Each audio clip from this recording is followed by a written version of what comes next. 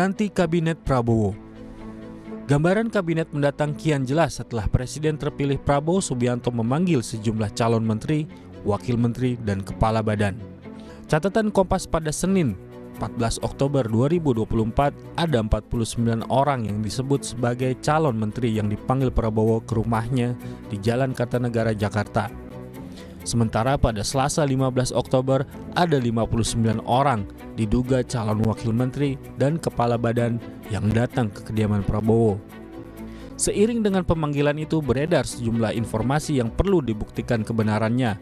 Misalnya anggota kabinet akan diumumkan secara resmi pada 20 Oktober dan kemudian dilantik pada 21 Oktober. Terlepas dari kabar-kabar tersebut, pembentukan kabinet kali ini turut menunjukkan semakin mulusnya transisi pemerintahan di tanah air.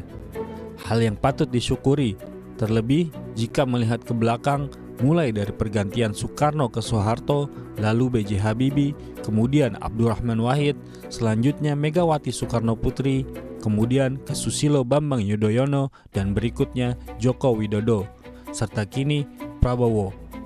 Maka terlihat bahwa transisi itu semakin lama memang semakin baik, meski belum sepenuhnya ideal. Ini bagian dari pencapaian demokrasi kita.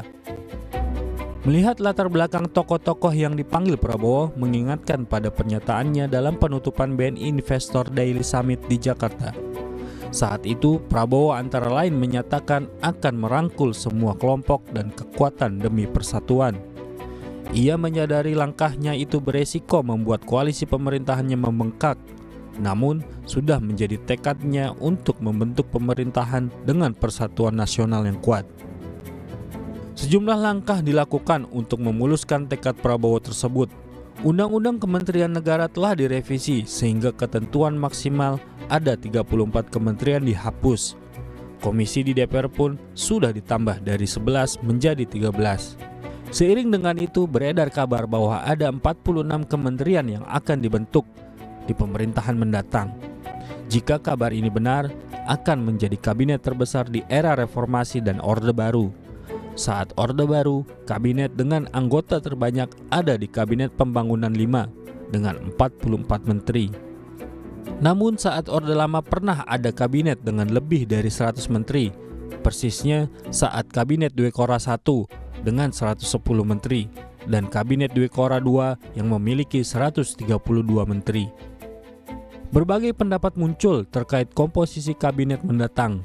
Namun yang lebih penting, semoga transisi yang mulus ini menjadi modal awal bagi Prabowo Gibran untuk bekerja lebih cepat dan optimal dalam memenuhi janji-janjinya seperti makan siang gratis serta pertumbuhan ekonomi 8% per tahun.